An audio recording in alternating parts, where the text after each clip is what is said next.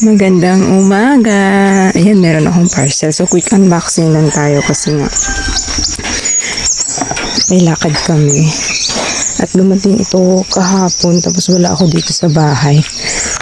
So, yun. Agahan ko na kasi mag-i-impake pa ako. So, more than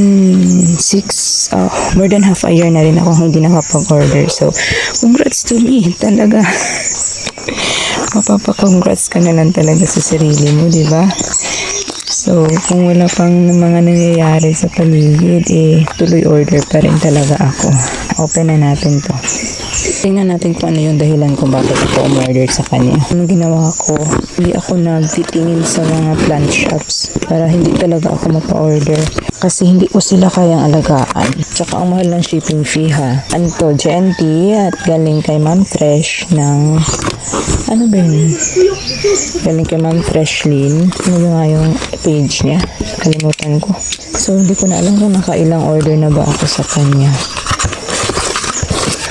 Konti lang to guys. Dahil hindi na rin kasi ako ganoon ka sa supplements. Yung naiinganyo ka talaga na bumili. Hindi na gaya ng dati.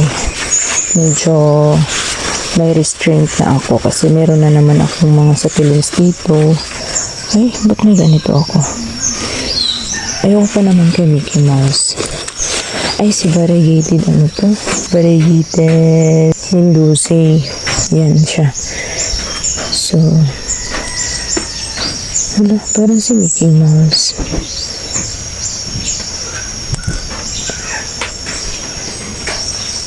Baka free ito guys, oh. Si Mickey Mouse to eh. Parang hindi naman ako order ng ganito kasi ayoko nga anong Mickey Mouse. Bilisan ko lang habang tulog pa yung mga bata.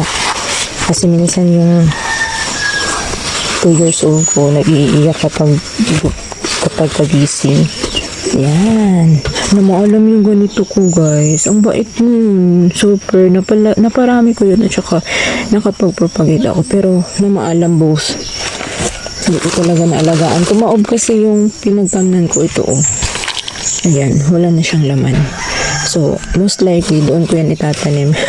Namiss ko yung amoy ng succulents. Diba pagka-open mo, may amoy siya. Namiss ko pala siya.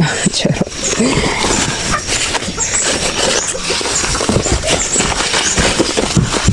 Yan, talagang mabilisan na to. Aloe vera na variegated. Greenhead siya, kaya nagustuhan ko rin. Ito ata yung nagpa-attract sa akin guys, kaya umorder ako eh. Suluwela. Hirap ako nitong magpabuhay, pero try ko ulit.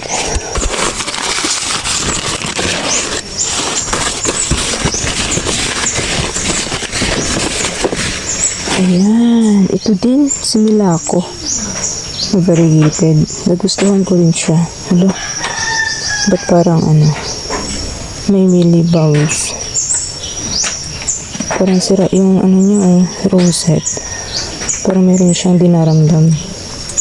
Sana okay lang siya. At pang ilang nalako ko na ba na variant pero hindi na buhay. Hirap ako sa kanya. Siguro sa soil mix or dahil sa init. Mainit pa naman ngayon. Variegated to eh. Yan din. Isa sa mga reason bakit umorder ako. Variegated cupid. Hindi masyadong kita yung variegation niya. Siguro hindi siya ganoon ka-stress. Kailangan ko itong pugutan bago itanim. Kasi mahaba yung stem niya. Yan. I think yung Runioni ay. I'm not sure. Pugutan din natin to. Para sure na mabuhay. Ang ganda din kasi. Pang ilan ko na to? Pangalawa.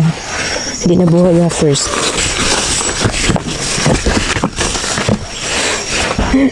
Pasensya na talagang nagmamadali na po ako. Ito din, lucidum. Namatay din yung akin. Babanguhan din talaga kasi ako nito kaya umorder talaga ako guys. Sedum lucidum. Yan siya. Flash na rin siya. Matanda na yung stem. Tinitin ko na kasi ayan. Ay, sino pala yung isa? Parang sedum din to eh. Dalawa pala na order ko. Yan o. Lucidum din to. Dalawa na. Ito lang yan. Ayan. Si variegated kan. Not sure guys ha. Triple head pala siya. So, sana mabuhay ko siya this time. May ganyan ko. Shabayana pearl? I'm not sure. Pero, may ganyan ako dati. Oo, nanaalam. Basta variegated, hirap ako. Mas okay dito sa lowland kasi yung mga bushy. Ayan. Si claret. Gusto ko magkaroon ulit. Naubos yung sa akin eh. Sinubukan ko yung mabuhay talaga pero ayaw niya. Siguro nga dahil sa sobrang init. Siguro mag-try ako na mag-ROS niyan. Baka sakali mabuhay siya sa ROS. O ito, variegated marinade. Ayan siya. Lagi ang dahon, ang liliit.